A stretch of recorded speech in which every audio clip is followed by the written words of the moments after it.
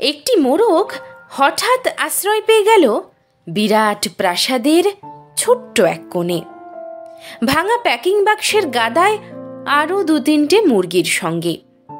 আশ্রয় যদিও মিলল, উপযুক্ত আহার মিলল না।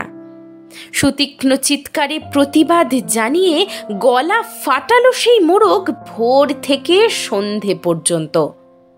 তবুও সহানুভূতি জানালো না সেই বিরাট শক্ত ইমারত। তারপর শুরু হলো তার আস্তা কুড়ে আনাগোনা। আশ্চর্য, সেখানে প্রতিদিন মিলতে লাগলো ফেলে দেওয়া ভাত রুটির চমৎকার প্রচুর খাবার।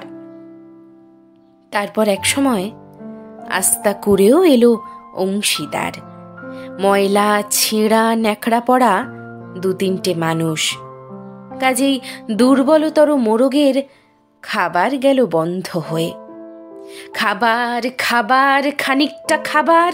অসহায় মোরগ খাবারের সন্ধানে বারবার চেষ্টা করল প্রাসাদে ঢুকতে। প্রত্যেকবারই তাড়া খেল প্রচণ্ড। ছোট্ট মোরগ ঘাড় উঁচু করে স্বপ্ন দেখে, প্রাসাদের ভিতর রাশি রাশি খাবার। তারপর সত্যি সে একদিন প্রাসাদে ঢুকতে পেল। একেবারে সোজা চলে এলো ধপধপে সাদা দামি কাপড়ে ঢাকা খাবার টেবিলে। অবশ্য খাবার খেতে নয়, খাবার হিসেবে।